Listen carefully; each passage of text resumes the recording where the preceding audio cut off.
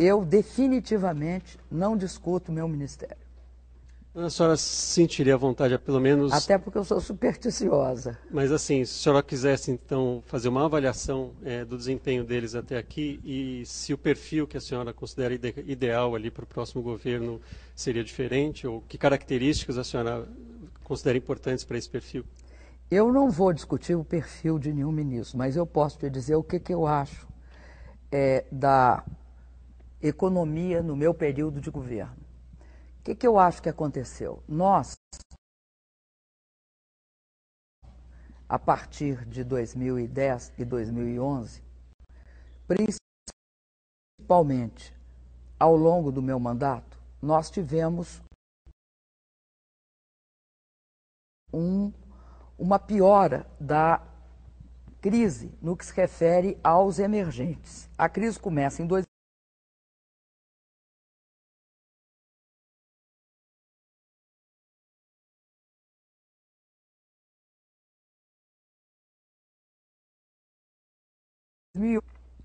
2009 ela é muito forte, é o momento mais fundo da crise. Depois você tem, em 2010, uma pequena recuperação de alguns países. Há uma unívoca neste período, de 11 a 14.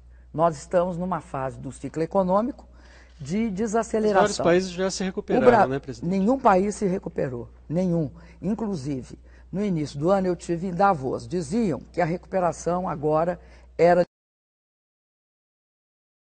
liderada pelos países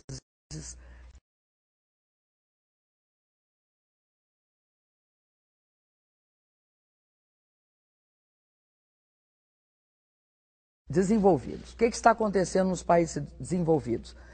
Eu diria o seguinte: vastíssima economia, o consumo tem uma importância muito grande. Não é que eles estão sendo, as taxas de crescimento estão se desacelerando.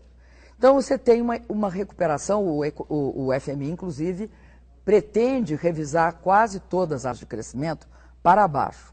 Nós, ao contrário, se você comparar no período 2011-2014, você vai ver que o Brasil esteve acima da média. A Europa, numa situação bastante difícil, crescendo pouco acima de zero. Alguns países, inclusive, ainda com taxas negativas de crescimento. Não é uma situação como se esperava no início desse ano, uma situação de forte recuperação das economias desenvolvidas. O mesmo ocorre com o Japão. Com os emergentes ocorreu o quê? Tanto a Índia como a China tiveram reduções bastante grandes da sua taxa de crescimento. A própria China, que crescia uma média de 10%, está hoje próximo do que eles consideram que seja a taxa que zera a economia. A mesma coisa com a Índia. Nós crescemos no ano passado 2,5%. Dos países do G20, nós devemos estar entre os 6 a 7 países que mais cresceram. Dos países do G20. Então, o que eu te digo? Eu digo o seguinte: o Brasil, neste período, enfrentou a crise. E enfrentou sem cair naquela que foi a pior situação em todos os países, enfrentando altas taxas de desemprego. De 2008 até 2014, são 60 milhões de desempregados. Nós, de 2008 a 2014, criamos 11 milhões e 500 mil postos de trabalho. No que se refere ao meu período de governo, 5 milhões e 100. Tem tudo a ver com a pergunta que o Josias... Presidente, eu vou me permitir reproduzir uma frase que a senhora disse no seu discurso de posse. A senhora disse: já faz parte da nossa cultura recente a convicção de que a inflação desorganiza a economia e degrada a renda do trabalhador. Não permitiremos, sob nenhuma hipótese, que esta praga volte a corroer o nosso tecido econômico e a castigar as famílias mais pobres. A senhora chega ao final do seu mandato com a inflação acumulada dos 12 meses, já acima um pouco do teto da meta, e a perspectiva de crescimento em torno de 1%. Na época do presidente Lula, ele recebeu a crise de 2008 falando que era uma marolinha. A senhora hoje atribui boa parte dos nossos problemas à crise internacional. Houve uma mudança de discurso, né? Eu lhe pergunto se não há uma parte dessa responsabilidade por esse quadro de degradação econômica, se não é de administração interna, e lhe pergunto o que é que deu errado em relação à sua perspectiva no discurso de posse. Veja, eu não concordo que deu alguma coisa errada em relação ao combate à inflação. Por quê? Vamos ver. O sistema de metas de inflação é de 1999. Tem, portanto, quantos anos? 15. Nesses 15 anos, interessante notar que em 12, a inflação esteve acima do centro da meta. E em 5, esteve acima do limite superior da banda, se você considerar esse limite superior 6,5, porque ele já foi maior do que isso. Bom, o que acontece conosco? Nós estamos, naquele momento, se você considerar a inflação anualizada, eu te asseguro que ela ficará abaixo do limite superior da meta. E o que sempre se mediu no Brasil foi a inflação anualizada. Hoje não está, né, presidente? Ela está a 0,02 acima do centro da meta. E numa trajetória decrescente. Este mês, o IPC 15 deu, PCS 15 deu 0,17. Nós sabemos que o comportamento da inflação no Brasil é assim. Sobe no primeiro semestre, e desce no segundo. Sempre foi assim. Tem 15 anos que se acompanha por conta das metas de inflação e é assim. Eu acho interessantíssimo, porque no meu período, a inflação, se você comparar os primeiros anos do presidente Fernando Henrique, do presidente Lula e os meus, vocês vão ver que os meus e o do presidente Lula se calibram. O meu um pouco menor, porque o presidente Lula pegou aquela taxa de inflação extremamente alta de 12,5% na época do Fernando Henrique Cardoso. Então, o que eu quero dizer é o seguinte, eu acho que usam 2 pesos e 2 medidas para julgar o meu governo. A inflação não está descontrolada, ela está no centro, ela está absolutamente prevista. No centro ela não está, né? Não, para ficar no centro da banda, ou seja, a banda, dada a banda, aliás, nós vamos ficar ela está no teto da banda, né? Pois é, ela está no teto da banda. Nós vamos ficar nesse teto da banda. Está acima não é um limite já muito meta. alto, presidente? No Brasil, só 4 anos ela teve, 4 anos, não, se eu não me engano 4 anos ela teve no centro da meta. 4 ou 5 anos ela teve no centro da meta de 15. Mas, sinceramente, a senhora acha que a economia vai bem, que não há nenhum problema? Não, eu acho que nós estamos enfrentando da forma mais corajosa a mais grave crise econômica que o mundo passou desde... O presidente Lula errou a avaliação que fez, que era uma marolinha ainda? Todos nós erramos, sabe por quê? Porque a gente não tinha ideia do grau de descontrole que o sistema financeiro internacional tinha atingido. Não fomos só nós que erramos, o mundo errou, porque saiu completamente do controle o sistema financeiro internacional. Tanto é que nós todos temos tido um trabalho danado para poder sair da crise. O que eu acho que nós fizemos certo?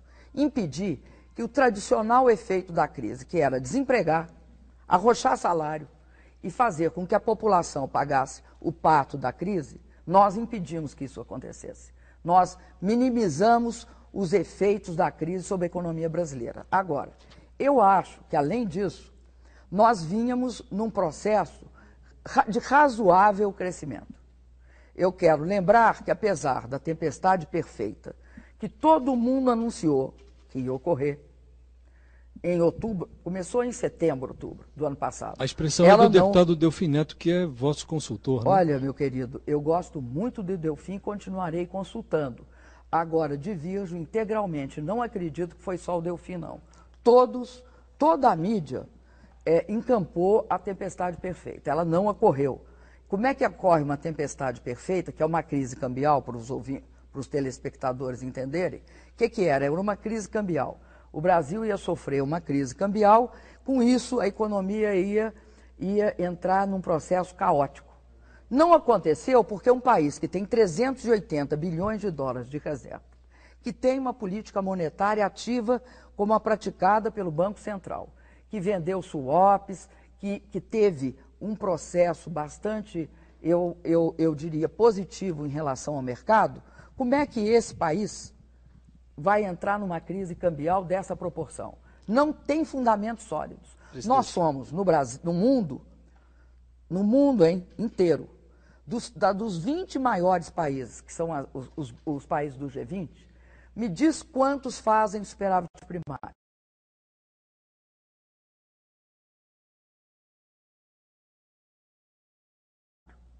Eu respondo para você, 6.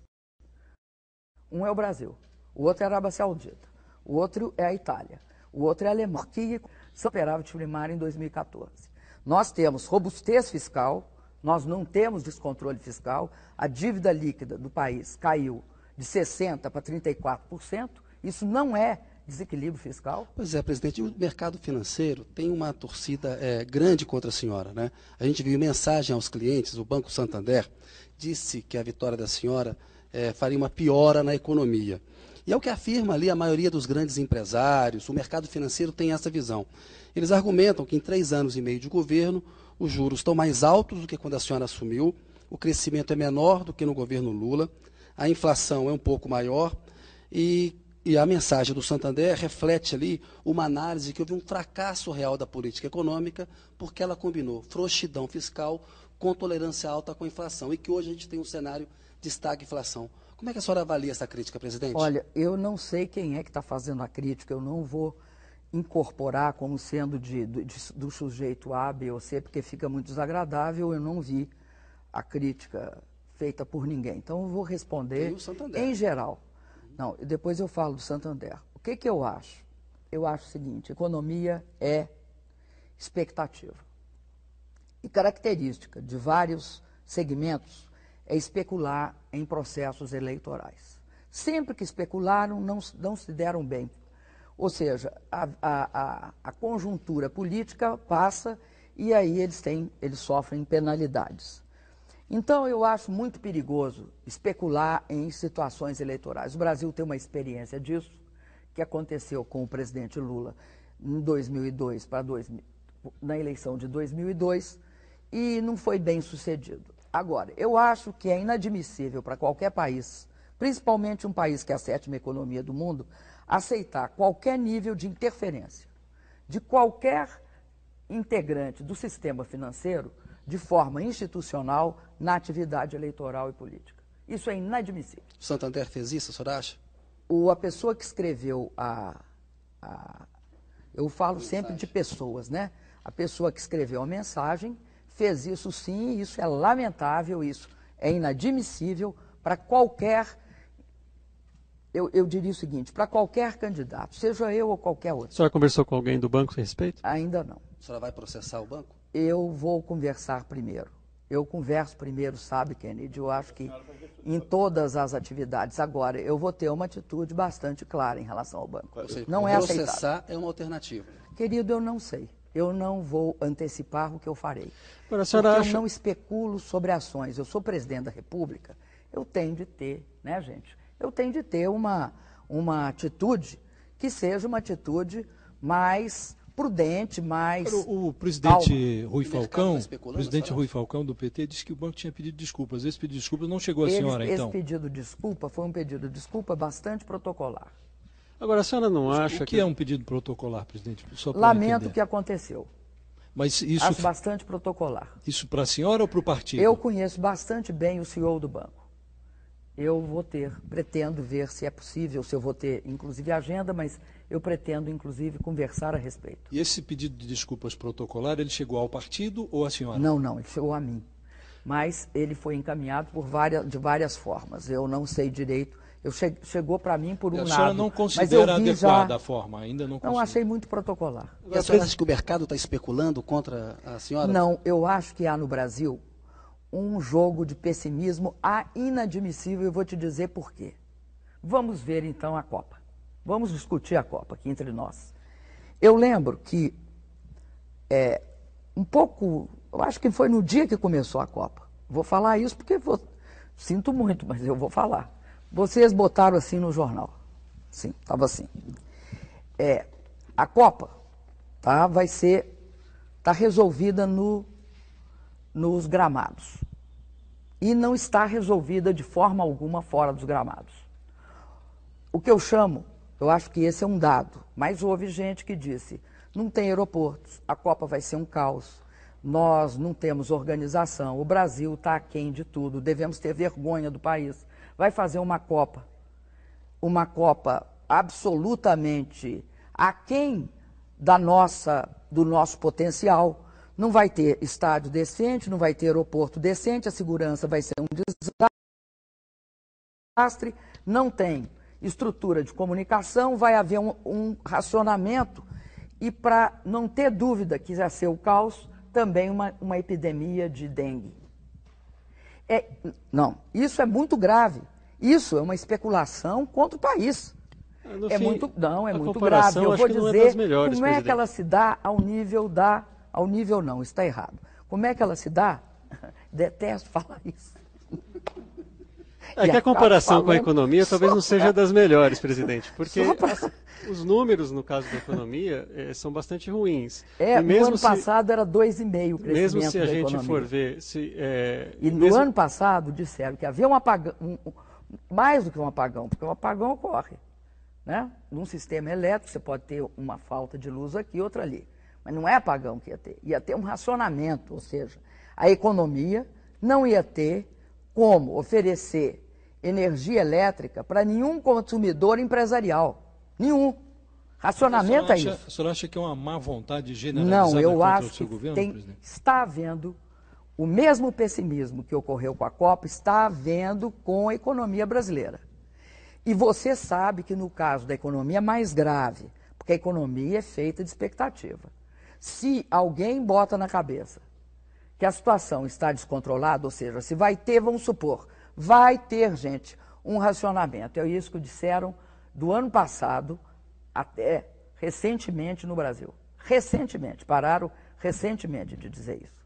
Bom, quando houve o racionamento, na época do governo Fernando Henrique Cardoso, entre 2000 e 2001, quanto é que caiu o PIB? Pergunto a vocês, alguém aqui sabe? Pois eu digo, caiu, porque eu era do setor elétrico, é por isso que eu sei. Caiu tinha gente que dizia que caiu 1,5 a 2. Tá? Se você considerar efeitos indiretos, foi bastante significativa a queda. Estava num processo, inclusive, de crescimento. Teve uma queda de 2%. É isto que estava previsto para o governo brasileiro. O governo brasileiro ia deixar a energia elétrica ser racionada. Receitar o racionamento para mim todos os meses do ano. Todos, sem exceção. E a consequência é essa. É queda de 2 pontos percentuais no PIB. Tempestade perfeita é queda no PIB. Inflação absolutamente descontrolada é queda no PIB. Ora, presidente, nada disso ocorreu. Pelo contrário. Sabe por que que pode faltar? Nós podemos passar pelo pior período de seca, pior do que o de 2000, 2001, e não ter racionamento? Pelo seguinte, compara meus números com os números daquela época. No meu governo, no meu período, nós vamos fechar o período com os seguintes dados. Nós fizemos 21 mil megawatts de geração nova. Né? Nos 8 anos do Fernando, nos meus 4, nos 8 anos, aliás, o meu foi 20. Nos 8 anos do Fernando Henrique, ele fez 21. Agora, o setor elétrico se queixa, né, presidente, que está em crise, o Tesouro já fez aportes de recurso, as distribuidoras estão endividadas. O setor elétrico reage para uma situação muito clara.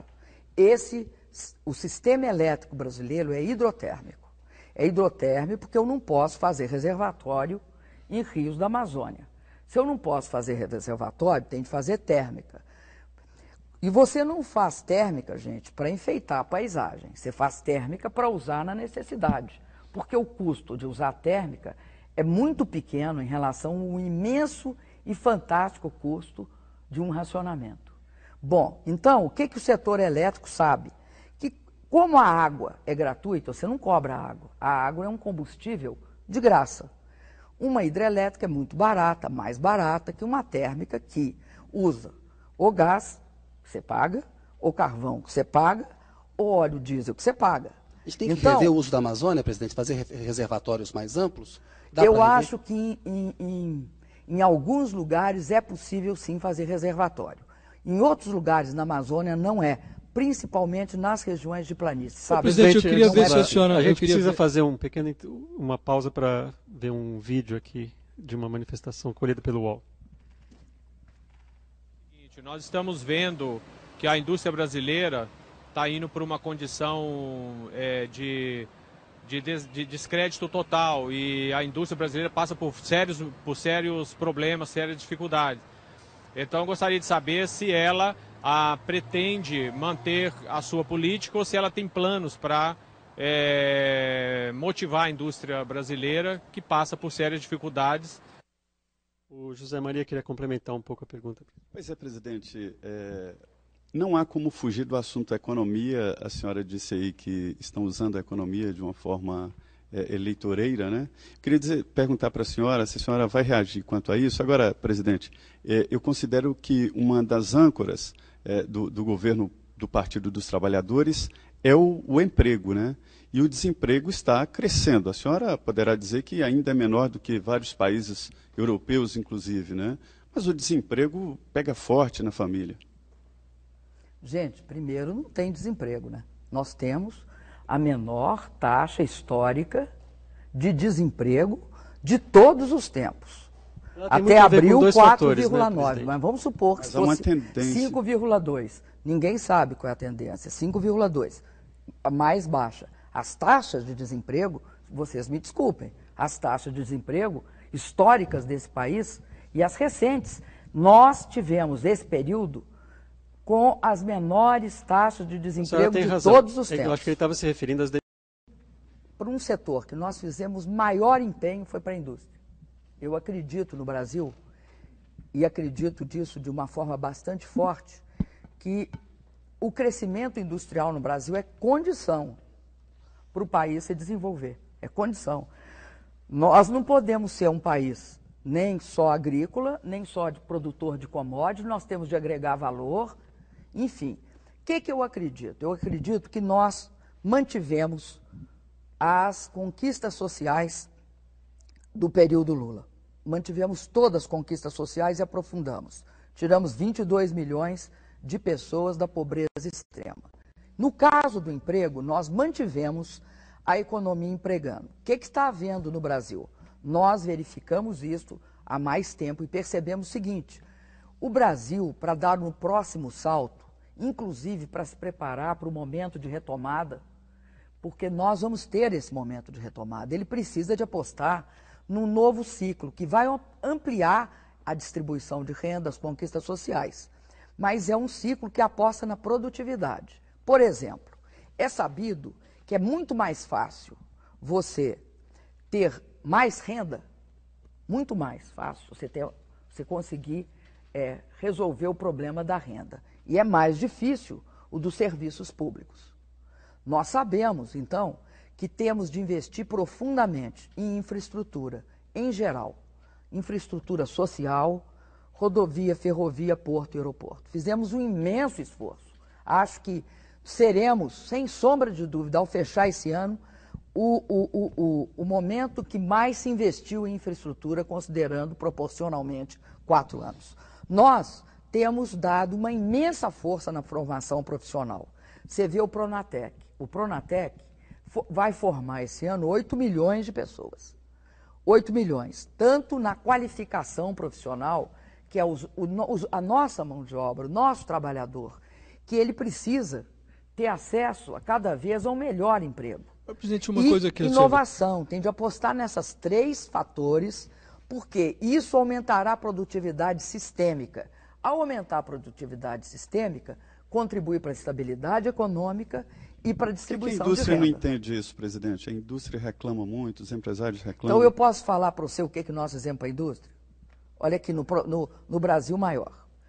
Do PSI, nós colocamos de 2011 a 2014... Sobre o Brasil 200 bilhões de reais. A maior parte das metas definidas no Brasil maior não foi cumprida até agora. Todas elas. 200 bilhões de reais está no PSI. Não sei se vocês lembram que teve candidatos que diziam que a gente tinha de parar de subsidiar a indústria. Porque o PSI... Você está falando do Aécio Neves? Estou falando, 3,5%. Os juros do PSI era 3,5%, agora foi para 4,5%. Juros abaixo da inflação. Nós fizemos um programa que é muito importante para a indústria, margem de preferência. Por que os investimentos da indústria não aumentaram, mesmo assim? Então eu vou falar mais uma coisa. De empresário? Não Porque tem. Os empresários supostamente são pessoas racionais, que se estivessem vendo oportunidades... que ocorra no Brasil, que ocorre na indústria, em todo o mundo. Então vamos olhar um país muito industrializado. A Alemanha não é um país muito industrializado? É um país muito industrializado, com um padrão industrial de alta qualidade, com grande agregação de valor. Há 7 meses, o índice de confiança da indústria da Alemanha cai. Há 7 meses. Presidente, a senhora tem feito... Há 7 meses. Eu quero saber como é que a indústria cresce num quadro que é o seguinte... O pessimismo não é brasileiro, então. Não, querido, você tem uma crise. Quando você tem uma crise, né, a crise cria hoje um clima. Agora, nós tínhamos todas as condições para estar com um desempenho melhor. Tanto é que nós, no ano passado, quando todo mundo dizia que o Brasil estava indo para o pior caminho possível, nós crescemos 2,5%. Mas, a senhora faz uma análise aí otimista da economia, né? Não, eu não faço uma otimista, não, Kennedy, meu querido. Sabe o que eu faço, Kennedy? Uma análise bem realista. Então, deixa eu fazer uma perguntinha para a senhora. O slogan da campanha da senhora é mais mudanças, mais futuro. Em conversas reservadas, muitos ministros da senhora, integrantes aí da cúpula do PT, e isso está relatado em diversas reportagens nos últimos dias, disseram que, em avaliações internas, a senhora admite erros na política econômica e que fará correções e mudanças no eventual segundo mandato. Então, eu gostaria, o empresariado pede mudança, até o ex-presidente Lula fala que é preciso mudar no segundo mandato. Então, objetivamente, presidente, a senhora admite ter cometido algum erro na economia?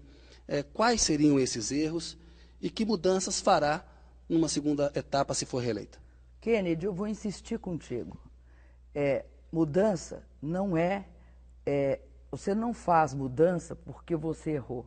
Você faz mudança porque você tem sempre de querer alterar e melhorar as coisas que você faz. Vou dar um exemplo. Eu acho o Bolsa Família um dos programas mais bem-sucedidos do governo Lula. Tenho muito orgulho de ter participado do governo e levado esse programa à frente. Pois bem, quando nós entramos, como já tínhamos uma experiência acumulada no Bolsa Família, porque se eu não tenho experiência, eu não sei como é que eu vou fazer. Nós resolvemos ampliar o Bolsa Família focando. Primeiro nós focamos em famílias que tinham filhos de até 6 anos. E aí fomos. Foi assim que nós conseguimos tirar mais 22 milhões da pobreza extrema. Isso é uma mudança. Agora, não é uma autocrítica do passado, é o que nós fomos fazendo. Exemplo, dou outro exemplo da área econômica. Concessões de rodovia. Concessões de rodovia. Também nós aprendemos. Né? O que nós aprendemos com concessão de rodovia, Kennedy? Porque a gente tem de ter humildade de aprender, com a sua experiência. Quem não aprende com a sua experiência é uma pessoa até perigosa, né? Bom, nós aprendemos. O que nós aprendemos? Primeiro, não era possível que se levasse 20 anos para construir uma rodovia. Nem tampouco que se ficasse durante muito tempo cobrando pedágio sem fazer nenhum benefício. Então, o novo modelo de rodovia, que é o que levou tempo para fazer as concessões, não é discutir a taxa interna de retorno de ninguém. É que tinha de discutir o seguinte: a partir de agora, para você cobrar o pedágio, você precisa de ter 10% realizado. Aí você pode começar a cobrar o pedágio. Aí não uma mudança no segundo mandato, presidente, que a senhora faria? Nesse caso específico, eu entendo a sua preocupação em não admitir erro e tal, mas a autocrítica às vezes mas salutar. eu não estou tentando explicar a minha. Nesse caso específico, não houve uma demora do governo, porque se tivéssemos começado a fazer as concessões no início do seu governo, estaríamos talvez num processo mais adiantado do que estamos hoje, né? Essa marcha só foi engatada no finalzinho, não? Josias, Você lembra aquela conversa, já que a gente está no ano da Copa, você lembra aquela conversa do Garrincha com o Feola? Que ele falou, temos de combinar com os russos. Os russos, no caso das concessões, são os empresários. Você não pode sair dando a medida sem abrir um processo de discussão.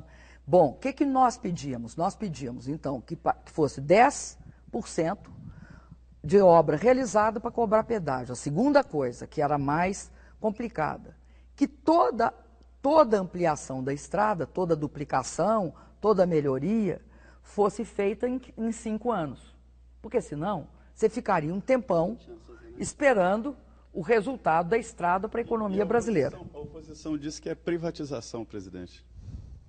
Posso explicar uma coisa, assim, que eu acho que é um jogo político? É o seguinte, o que é privatização? Você tem um baita patrimônio, tá? Você pega e vende. E aí outro vai lá e administra seu patrimônio. Exemplo, por exemplo, a privatização da YPFB Argentina. Eles venderam a YPFB Argentina por 16 bilhões de dólares. Hoje ela vale a preços mais ou menos, ela deve valer mais de 100 bilhões. Privatização é se você vende patrimônio feito. O que nós fizemos é concessão. Ele tem prazo de devolver. E é por isso que muitas vezes as pessoas se equivocam.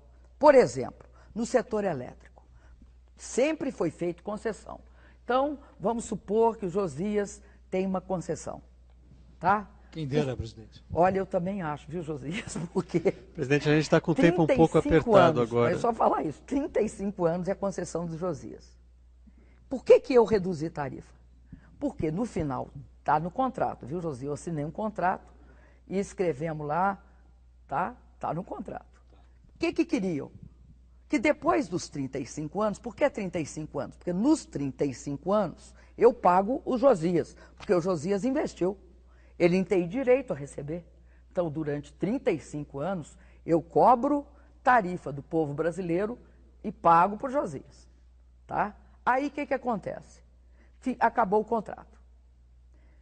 É óbvio que o acionista quer continuar cobrando a tarifa e não devolvendo para o consumidor que já pagou.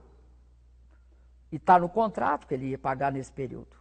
Então, é a mesma coisa. Concessão, você devolve depois. Ninguém pode achar que a concessão é da pessoa eternamente.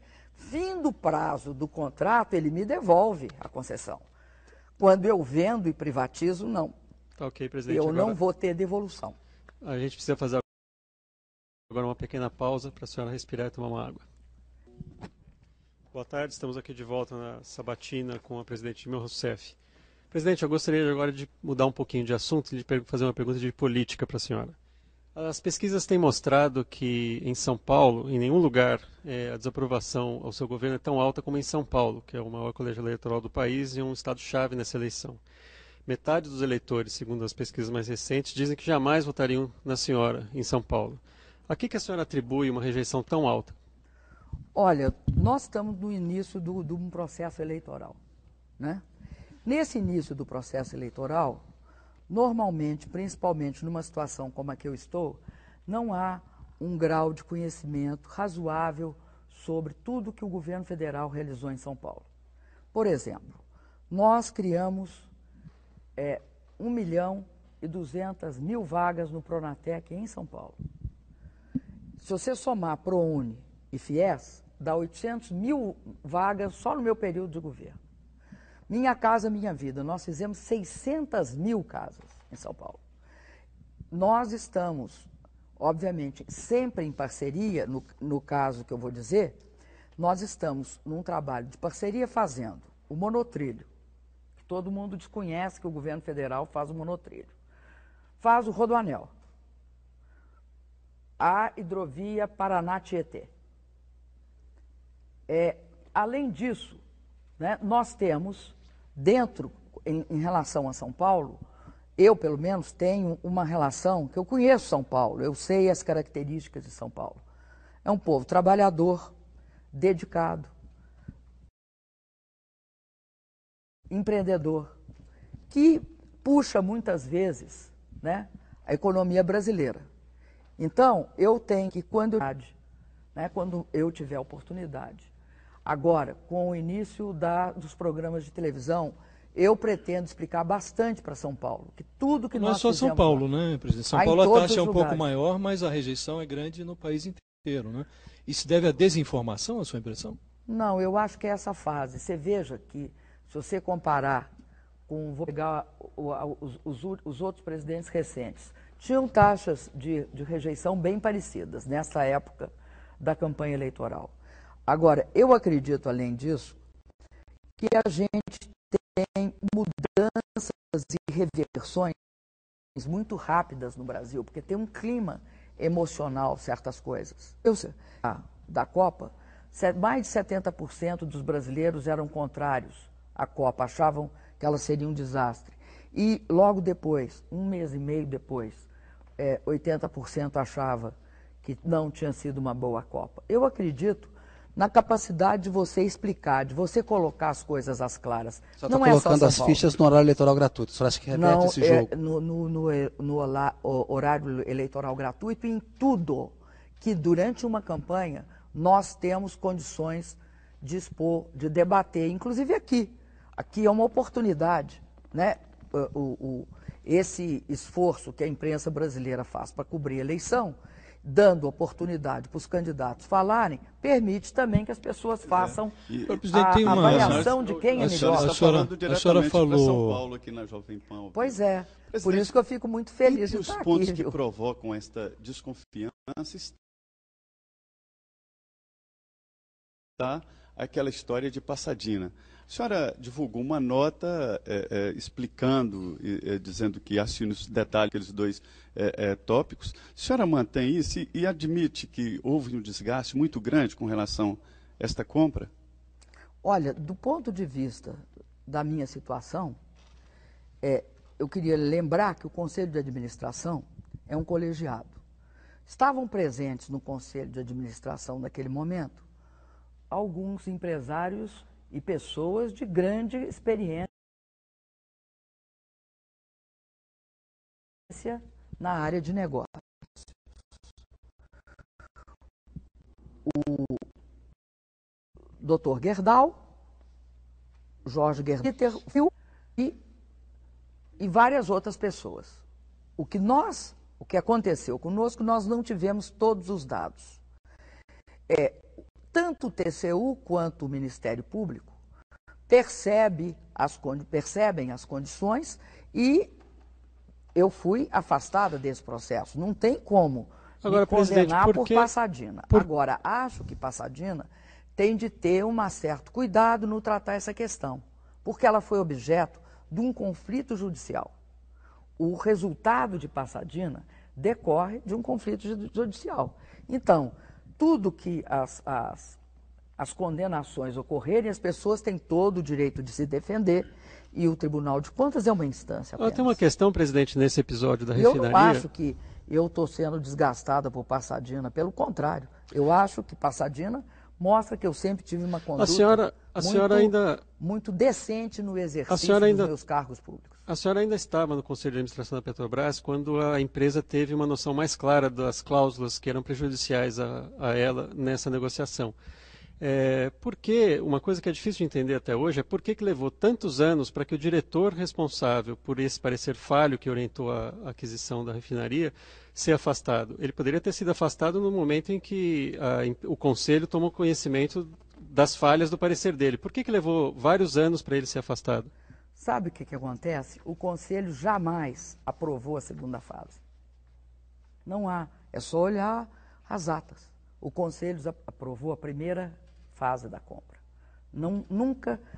Mas por que não afastou o diretor responsável naquela época? No fim da primeira fase, eles levaram para o âmbito da disputa judicial. Ninguém condena ninguém antes de um resultado judicial. O senhor sabia que o Tribunal de Contas da União tiraria o Conselho desta responsabilidade? Não tinha a menor ideia. Aliás, o relator do Tribunal de Contas em questão não é ligada ao meu partido, nem faz parte da minha base aliada no passado. Porque, como você sabe, os ministros do TCU são indicados ou pelo Senado ou pela Câmara, ou muitas vezes também são membros integrantes, né, como técnicos do próprio TCU.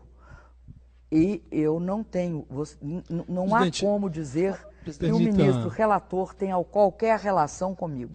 Permita mudar um pouco de assunto, presidente. A senhora falou do horário eleitoral, me ocorreu lhe perguntar. No início do seu governo, no primeiro ano, 7 ministros deixaram a esplanada por razões, por vinculação com uma palavra que a senhora tem muito apreço por ela, que são os malfeitos, né? Vinculados com malfeitos, eles foram afastados ou se afastaram, enfim. Teve-se a impressão, naquele instante, que a senhora estabeleceria novos padrões éticos para a administração pública. Ao longo do tempo, esta impressão foi se flexibilizando, porque os mesmos partidos se mantiveram nas mesmas pastas, alguns com problemas reiterados. E agora, na fase das coligações, houve um episódio que marcou muito nesse aspecto, que foi o episódio do Partido da República. Às vésperas da decisão deles de coligar-se a A ou a B, coligar-se a senhora ou ao candidato Aécio Neves, eles fizeram alguma coisa muito parecida com uma chantagem. Ou a presidente afasta o ministro dos Transportes, ou nós não nos coligaremos com o PT. E a senhora aqueceu, a senhora cedeu, a senhora afastou o ministro César Borges, que, pelo que consta, a senhora tinha boa avaliação. Por que a senhora cedeu a esta aparente chantagem? Ao que consta, eu tinha uma ótima avaliação do Paulo Sérgio, que é o atual ministro dos Transportes e que tinha sido tirado do Ministério dos Transportes. Aí era bom que vocês olhassem o que escreveram quando ele saiu. E entrou o César Borges. A senhora tirou, eu né? tenho não os tirar. dois em alta conta. Eu só aceito ministros que eu tenho em alta conta. Eu posso equivocar. Agora, neste caso específico ao qual você se refere, só vou lembrar como é que aconteceu. O PR falou que se sentia melhor sendo representado pelo César Borges. E eu considerava o César Borges um nome muito bom. Um homem que tinha experiência como governador, que não tem nada que o desabone, que tem grande capacidade técnica, engenheiro civil bastante adequado para a área de infraestrutura. Ele estava no Banco do Brasil e eu trouxe-o para substituir o Paulo Sérgio. Como o Paulo Sérgio é da minha alta confiança, eu coloquei o Paulo Sérgio na EPL. Antes eu ia colocar na agência, mas aí preferi botar na EPL, porque a EPL cuidava da questão também das concessões. Então, foi assim. Mais tarde, me voltaram a preferir o Paulo Sérgio e não o César Borges. Mas como eu continuava preferindo o César Borges na área de infraestrutura, eu coloquei numa área que ele pode dar uma grande contribuição, que é portos. O Paulo Sérgio conhece o Ministério dos Transportes como poucas pessoas.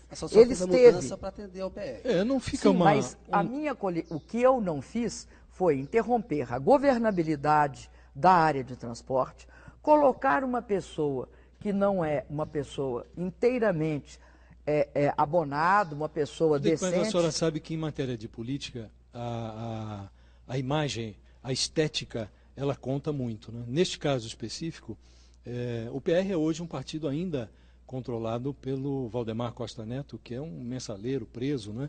E esta recomendação de troca do ministro foi discutida na cadeia, e a presidente da República aquecer e ceder a isso, não tem um déficit estético aí nessa operação? Você está dizendo que foi discutida na cadeia. Comigo foi discutida claramente no Palácio do Planalto. E eu aceitei porque eu não tenho nenhum fato que desabone o Paulo Sérgio, pelo contrário, ele foi um grande, mas um grande ajudante. A senhora não se sentiu chantageada, então? Nem um pouco.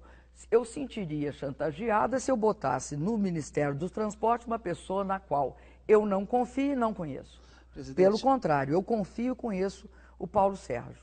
É interessante porque, na época, quando eu aceitei colocar o César Borges, disseram a mesma coisa.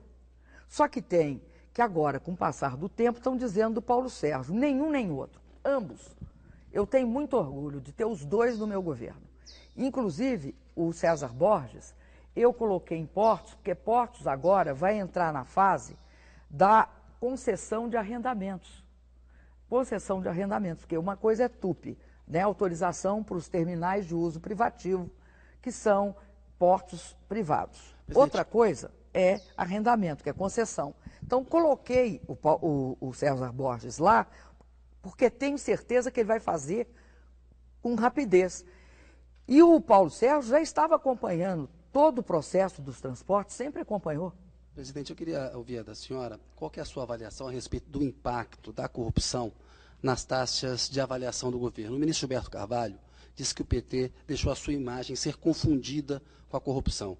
Inclusive, ele disse que esses baixos índices de avaliação não são só apenas da elite, mas também atingiram as classes de menor renda e de menor escolaridade. O PT fez uma campanha forte contra o ministro Joaquim Barbosa na época do julgamento do Mensalão. Nós tivemos situações muito difíceis nesse processo, Agora, presidente, mas a enfrentamos senhora com muita força. Me permita observar esse efeito que o Kennedy está se referindo, talvez ocorra, porque a senhora está dizendo, e é fato, a Polícia Federal se aparelhou, a CGU se aparelhou, tudo isso muito bem. Mas a senhora pega um episódio como o Mensalão, por exemplo, que a Polícia Federal investigou, os procuradores indicados pelo presidente Lula e depois indicados pela senhora denunciaram, o Supremo condenou, ministros indicados pelo presidente Lula, majoritariamente, e pela senhora, e depois do resultado consumado, o partido desmereceu o resultado, questionou o resultado, o ex-presidente, o vosso antecessor, disse que 80% do resultado era político, então ele está pondo em dúvida a investigação que foi feita pela Polícia Federal dele, a denúncia que foi feita pelos procuradores que a senhora e ele indicaram, e a CGU também, o trabalho da CGU, para dar um exemplo, no Ministério do Trabalho, foram feitos vários questionamentos em relação à gestão do ministro Lupi. Nesse final de semana, a senhora encontrou o ministro Lupi e chamou de homem de bem, que é um homem de bom coração. Essas coisas não confundem o eleitorado? Posso falar uma Não coisa? passa uma imagem de tolerância até? Veja bem, a Controladoria Geral da União não investiga o Ministério, não investiga todos. Estou me referindo a esse caso por conta das observações que a senhora sugere e aponta inconformidades em vários ministérios. Não necessariamente todas as inconformidades são fruto de má gestão no sentido criminoso da palavra. Não necessariamente. Agora, algumas são, outras não. Eu quero te dizer que não há, em relação ao ministro Lupi, um quadro em que haja uma inconformidade fruto. Ele pode ter Foram tido encontradas inconformidade. irregularidades em convênios com pessoas do Querido, partido. chama inconformidade, ou seja, ele pediu afastamento porque ele pediu para se defender. E segundo, porque enquanto ele estivesse no governo, vocês sabem como é que funciona. A carga em relação a ele é muito grande. Acredito que foi por isso. Mas não é minha. Me desculpa, mas não é minha prerrogativa responder por ele. Sugiro que vocês perguntem. Mas eu não vou concordar em chamar o ex-ministro Lupi de um cara que fez malfeitos. O Ministério pode ter cometido falhas administrativas que vários ministérios, nem um, nem dois, nem três, e que são corrigidas. A Controladoria, inclusive, é para prevenir. Havia um acúmulo de cargos públicos que a Comissão de Ética considerou que era irregular de acordo com a Constituição. Sim, mas isso é extra-governo, não é interno ao Presidente, governo. eu próprio conversando com o ministro Agi, e mais recentemente, quando houve problemas com o novo ministro do Trabalho, ele me disse, isso gravado, em entrevista, foi veiculado, que há um problema reiterado no Ministério do Trabalho, porque a CGU aponta o problema e o Ministério renova os convênios com as ONGs que foram apontadas irregularidades nos convênios. Isso no tempo do Lupi, no tempo do novo ministro. Querido, você me desculpa, mas não foi assim não. Nós mudamos, inclusive, nós fizemos uma regulamentação sobre convênios com ONGs. Como estava havendo problemas nesta área, nós fizemos toda uma nova tipificação administrativa, Porque as pessoas diziam, mas não era assim antes. Mas eu não sabia que ia ser assim. Então, o que nós fizemos? Para não ter dúvida e não abrir espaço para isso, nós refizemos esse processo todinho. Tanto, e não foi só, tinha problemas de que a CGU considerava não conformidade. O que é não conformidade? É uma prática que está ocorrendo, mas não foi ainda regulada. Então, se dá a ela, se enquadra ela, vai funcionar assim daqui para frente, e quem não funcionar assim está cometendo irregularidade grave. Só para completar a resposta... Não conformidade é um momento. Eu só quero te falar mais uma coisa que você me perguntou. Isso é só se aquela avaliação que o PT e o presidente Lula fizeram do mensalão não passa uma confusão. Posso te falar uma coisa? Eu acho que nessa história da relação com o PT, tem 2 pesos e umas 19 medidas. Por quê? Porque o mensalão foi investigado. Agora, o mensalão mineiro, não. Não, foi investigado também, só não foi julgado, né? Passaram o julgamento para a primeira instância, é isso que a senhora se refere, né? E o que vai acontecer, hein, Josias? Não, eu também não estou questionando, mas investigado foi, né? Josias? O que eu quero dizer é o seguinte, no nosso caso, quando foi no nosso caso, nós tomamos todas as providências, nós não tivemos nenhum processo de interromper a justiça. Nós não pressionamos o juiz, não falamos com o procurador, não engavetamos o processo. O governo Fernando Henrique fez isso, na sua opinião, presidente? Meu querido, você está dizendo.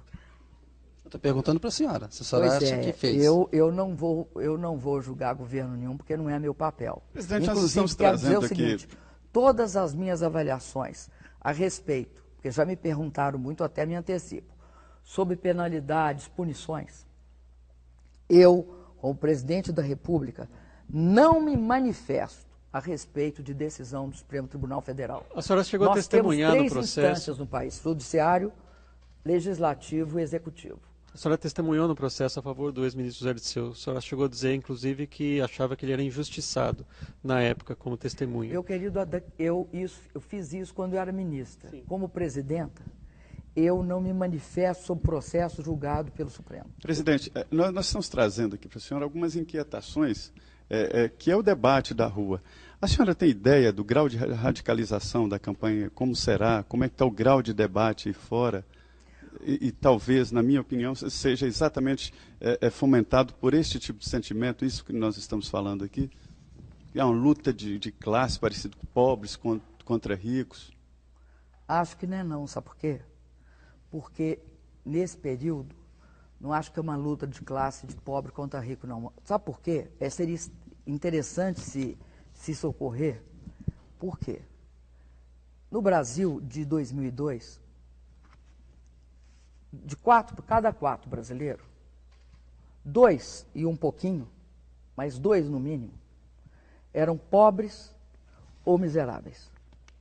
No Brasil de 2014, de cada 3 brasileiros, aliás, de cada 4 brasileiros, 3 brasileiros estão na classe C, B ou A. Ou seja, se você for olhar, 175 milhões, 54% estava na classe D e E, era pobre. Hoje, tá, vai olhar, você vai ver que 75% dos brasileiros, de 200 milhões, estão na classe C, A e B. Então, não acho que há uma guerra de pobres contra ricos. Mas eu posso dizer para você o seguinte, quem ganhou mais nesse período? Quem ganhou mais? Todo mundo ganhou. Se você for olhar em termos de aumento da renda real.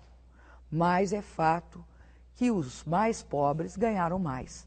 Agora, isso é muito importante, porque um país que faz isso, melhora muito, porque leva a gente que antes estavam excluídos do mercado, para ter direitos que eles não tinham antes, para ter acesso a bens de consumo que não tinham antes, para ter acesso a serviço. Então, eu acho que tem gente que não gosta muito, que ao lado dele, no avião, sente uma empregada doméstica ou uma secretária.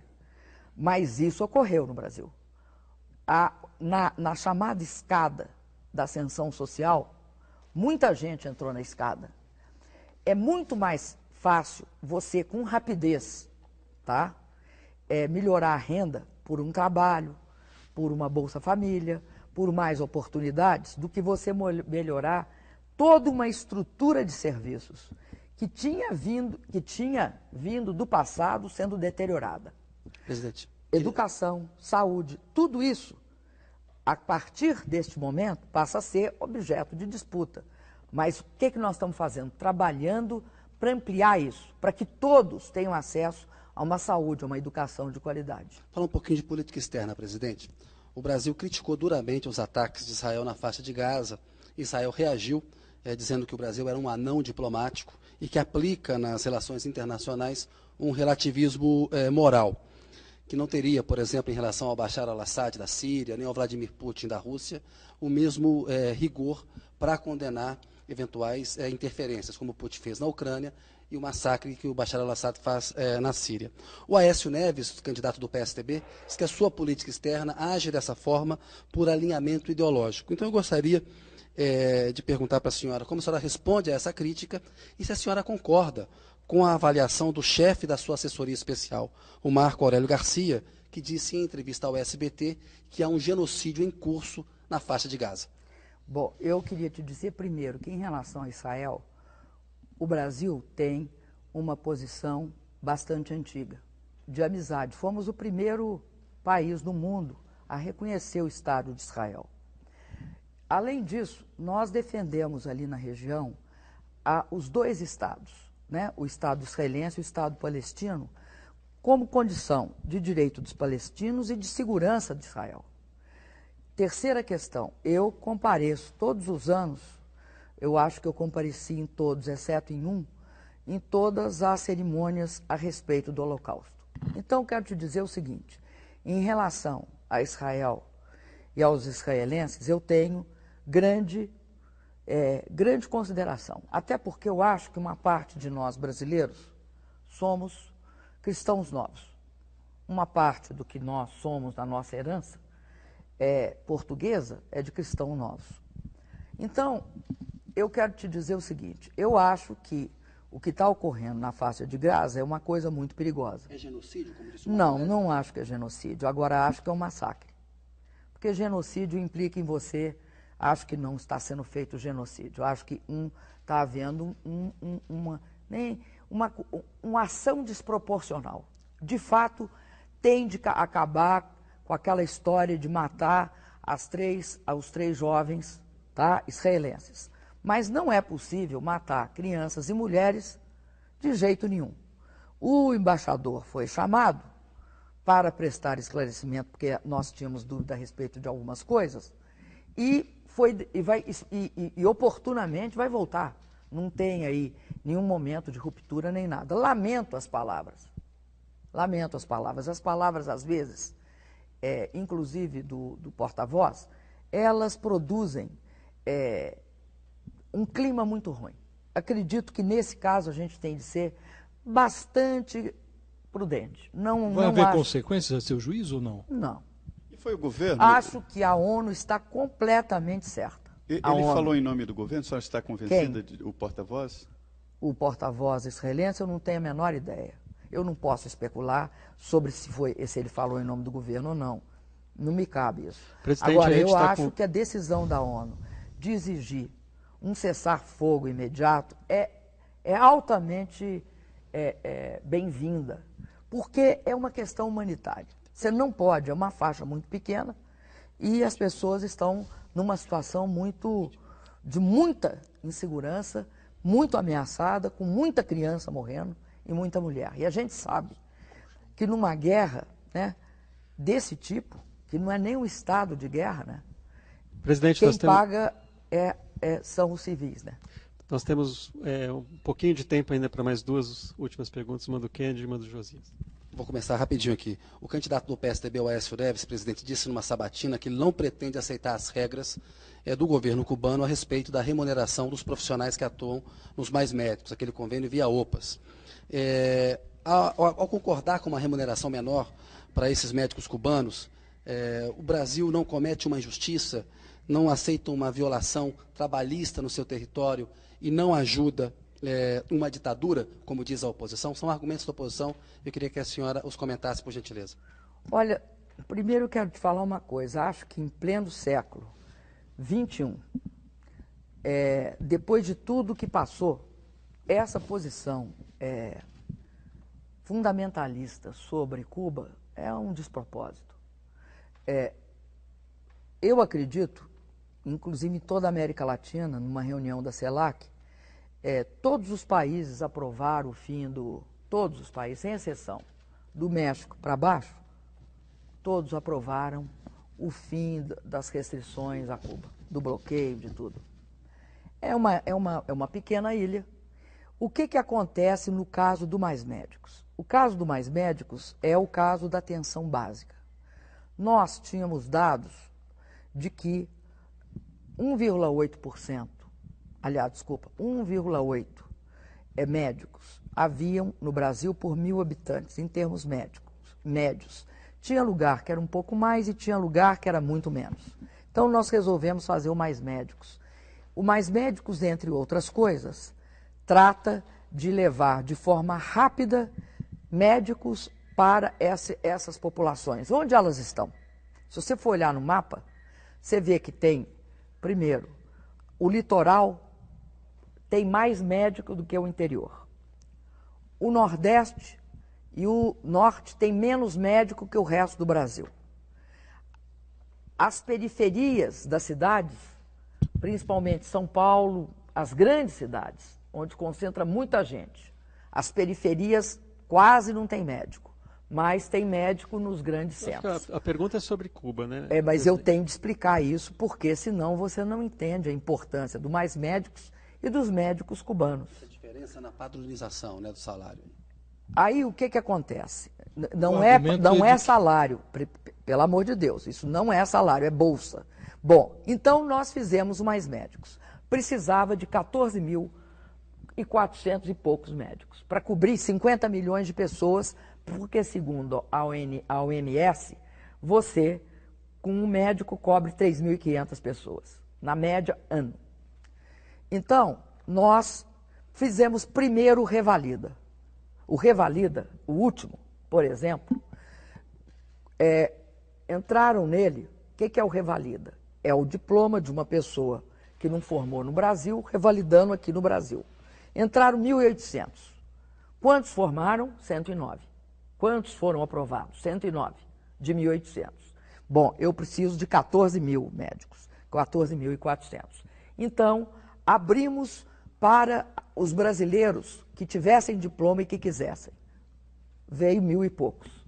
Abrimos para qualquer um que tivesse diploma fora do país, inclusive brasileiro, que quisesse participar. Aí vieram mais um tanto. 11.000 eram cubanos, porque nós fomos na OPAS e negociamos isso. Como é que é a negociação? Nós pagamos aqui uma parte do salário, R$3.000. E eles ganham auxílio alimentação, auxílio moradia e auxílio transporte. Ou seja, paga a moradia, alimentação e quando ele vai para um lugar mais distante, está morando longe, o transporte.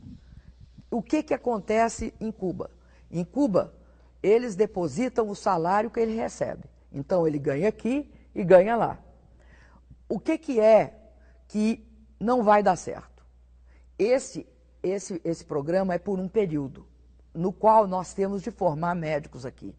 Nós temos de aumentar a oferta de médicos. Então, dentro do Mais Médico, tem mais uma etapa, que é formar 11.500 médicos na graduação e dar especialidades para 12.000, tá? Eu acho que nós vamos ter de aumentar o número, porque está visível que se você não tiver uma quantidade a mais de médico, quando o médico aprova o diploma, ele não irá, em hipótese alguma, por um departamento de saúde indígena, não vai atender lá no interior do Nordeste, não vai atender na periferia de São Paulo. Aliás, é uma coisa que eu vou te falar. Sabe o que acontece, Kennedy? Olha só. Vocês sabem qual é o estado que tem o maior pedido de médicos no Brasil? São Paulo. Presidente, nosso tempo realmente está acabando. É porque lá tem uma parte importantíssima da população. Gente, E o mais médicos, é por isso, ninguém senta com a pessoa, todas as descrições das pessoas são sobre a humanidade do atendimento.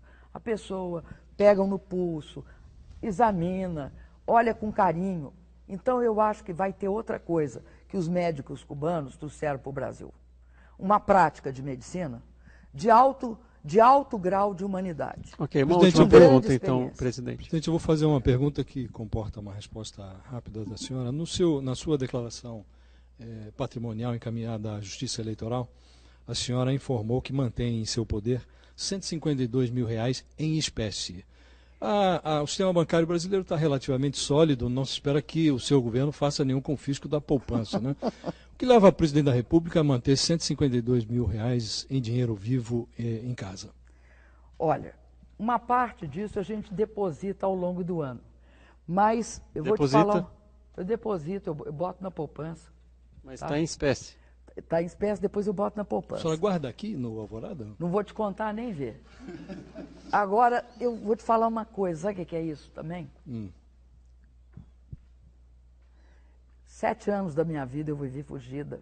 É as coisas que se incorporam. Por exemplo, eu tive muito tempo, Josias, que eu dormia de sapato. Ninguém vai acreditar, né? Mas eu já dormi muito tempo de sapato. Porque é muito forte a experiência que você passa em determinados momentos. Eu tenho essa prática. Mas o que isso tem a ver com guardar o dinheiro? Porque eu dou dinheiro para minha filha, porque depois eu dou dinheiro para ela viajar. Mas hoje tem o TED, tem a transferência mas bancária. eu gosto assim. Eu sou um pouco... É uma coisa para se prevenir, presidente? Essa coisa de dormir com sapato é uma época que a senhora Na tinha época, você sabe, eu fiquei presa 3 anos na ditadura militar. Eu fiquei presa no presídio Tiradentes durante 3 anos. Então, naquela época, eu vivia fugindo, eu passei vários... Presidente, a senhora não vai fugir agora, né, presidente? Não, querido, não vou não, mas nós estamos eu estou de volta à dizendo democracia há quantas hábitos. décadas, presidente? Já me perguntaram isso, aí eu fiquei pensando, por que será que eu gosto de fazer isso? Eu acho que tem uma parte que é por isso. E porque eu não sou uma pessoa... Eu sou uma pessoa nessa área... eu nunca quis... eu sou de outra geração, né? Eu nunca quis o sucesso... Para mim, o sucesso não era isso. Nós vivemos numa época... Quantos anos você tem, Josias? Eu tenho 52. Não, você é novo, então eu tenho 66. Então, na minha época, o valor era o seguinte: o valor fundamental era que a gente ia transformar o Brasil. Então, já vivi muito sem dinheiro, já vivi com dinheiro. E tem essa mania com os meus 150 mil reais que vocês não vão mudar. Pode pôr na obrigado. poupança, a senhora vai ganhar uns 10 mil por ano. Mas e aí, o que é 10 mil? Tá, obrigado, presidente. Infelizmente, nosso tempo acabou. Queria agradecer Eu novamente. acho que 10 mil é muito. É muito. Eu não jogo fora nem ver, porque também eu sou mineira. O Valdo está me olhando, eu sou mineira, ó. Muito obrigado, presidente. Queria agradecer novamente a sua participação. Está encerrada a sabatina. Muito obrigado.